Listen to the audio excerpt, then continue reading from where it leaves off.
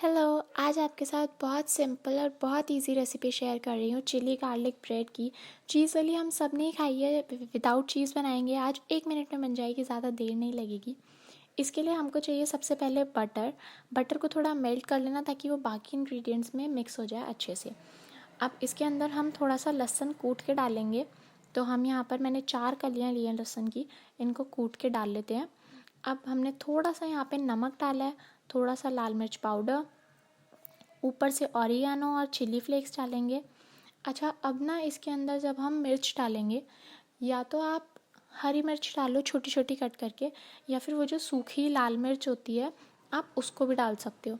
यहाँ पर मैंने हरी मिर्च ली है। और अब इसे अच्छे से मिक्स कर लेंगे। इसे अच्छे से मिक्स करना क्योंकि इसका जो नमक और मिर्च है वो अच्छे से उसमें पूरा बटर के साथ मिक्स हो जाए। अब क्या करना है, अब हमने ब्रेड पे लगाना है इसको ज़्यादा, मतलब ज़्यादा ही लगाना ताकि वो अच्छे से क्रिस्पी हो जाए, अच्छे से सिके।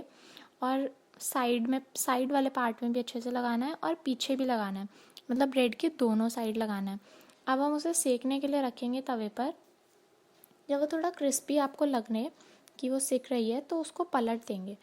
अब जब वो दोनों साइड से अच्छे से क्रिस्पी हो जाएगी, उसको किसी भी सॉस के साथ सर्व करो। रेसिपी पसंद आई हो लाइक करना और चैनल पर नए हो सब्सक्राइब करना।